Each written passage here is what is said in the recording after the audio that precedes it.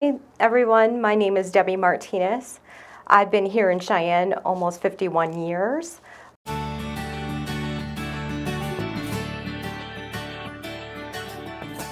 I have 6 beautiful kids, and they all live here in Cheyenne. And I'm actually a baby of 8, and all my brother and my sisters live here in Cheyenne as well. So family-oriented Cheyenne, Wyoming is very special to me. It's a very safe place to live.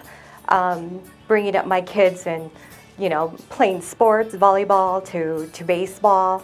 Of course, I used to play softball in the softball leagues and volleyball back in the day before I got pregnant every 2 years. But anyway, I also like Cheyenne for the cruise nights.